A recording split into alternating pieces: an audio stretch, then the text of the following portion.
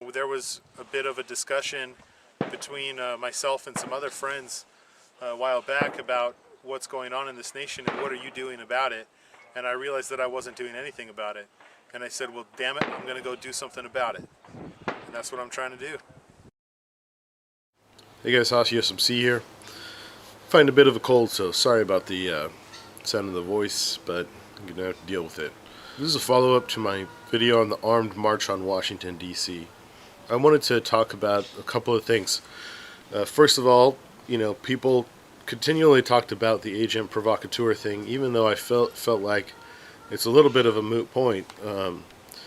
Whether or not they're there, you can't just stop protesting. And just the fact that we've had thousands of armed marches across the country already, and there hasn't been something that's happened. I mean, I'm not saying that there couldn't happen or it's not going to happen. I'm just saying that based on what's happened so far, we got a pretty good track record going of responsible people coming to these armed marches. I've been to several myself. The second thing is that I wanted to say that no matter what the outcome of this armed march, the American people win. It's a win for us, no matter what the outcome. If they come to the bridge and they're turned back, it's a win. Because now we can say, we have another way for another example of us to say that is a tyrannical government that is in violation of our rights. That is tyranny.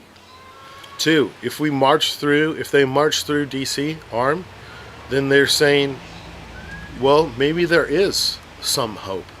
Maybe there is some rule of law left, that sovereign men can walk on their own land with their own property. Or 3, it turns into a bloodbath. And of course, the marchers are going to lose because there's more cops. There's always more cops. That's how it works. There's always more law enforcement. And if they all die, I'm sorry to say this, I'm sorry to hurt your little sensitive feelings, all of you people out there that are going to get offended by this, but people die. People die in a republic. People die to defend liberty. And it happens. And if I was there, I wouldn't die happily, like willingly, but I would at least die happy in the fact that I was there participating in my republic in the best way that I thought I knew how. And as long as we're on the subject of death and all that, this is essentially a peaceful revolution. But at some point, it may become a violent revolution. And if it comes to that, people will die. Real death. Real blood and guts and gore. And people don't understand this. I feel like that there's this kind of fantasy world that people live in. They think we're all going to go and play a match of Call of Duty with the government, and then we're going to win in the end, and everybody's going to go home happy. No, people will die. Real death. With real blood. And that means that you have to really be committed.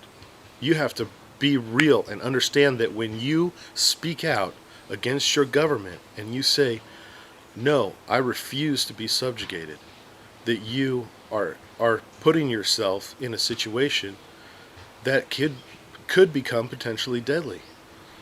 I'm sorry to be the asshole that has to give it to you guys straight and not sugarcoat it for you, but this is the world we live in. It's a real world, and you live in a cushioned society here in America. You need to wake up and realize that a storm is coming and that you better be prepared for it.